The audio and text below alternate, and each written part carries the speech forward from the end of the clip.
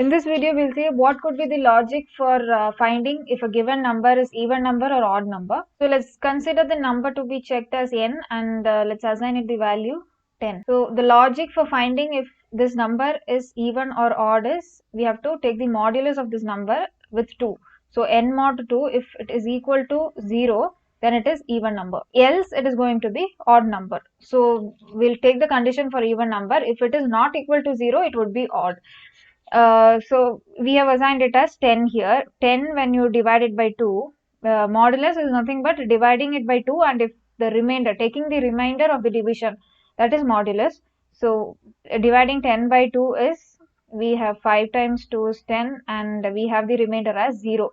So that is equal to 0, so it is an even number. If we assign n as an odd number, or maybe let's take it as 15, dividing 15 by 2, it will be 7 times 2 is 14, and we have the remainder as 1. We are getting remainder which is not equal to 0, so this number can be considered as odd. So this is the basic logic to find if a given number is even or not. Now let's try to construct this logic in C. So hash include stdio.h, the header file, and the main function. Then the number which we are getting in n, we are going to store that value, and using scanf we'll be reading the value %d ampersand n. Now we are going to check if that number modulus 2 is equal to 0.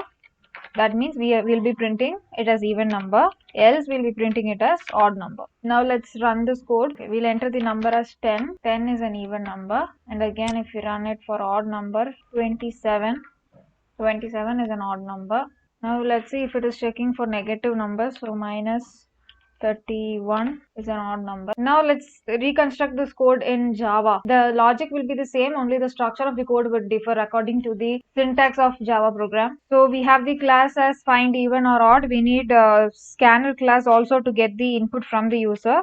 Import java.util.scanner, or it can be given as util. Now we need main function, public static void main. The same logic would follow int n, and here we are printing using system.out.println. Now we have to create an object for scanner class, that is scanner sc is equal to new scanner of system.in, and we have to get the input. So n is equal to sc dot next int, as it is an integer. Now we have to check with the logic. If n mod 2 is equal to 0, we would print it as even number, else we would print it as odd number. So the logic is same, just the syntax for according to the Java program it would differ. Now when we run this code, we'll try an even number first. So 20, it is an even number. We give an odd number 93.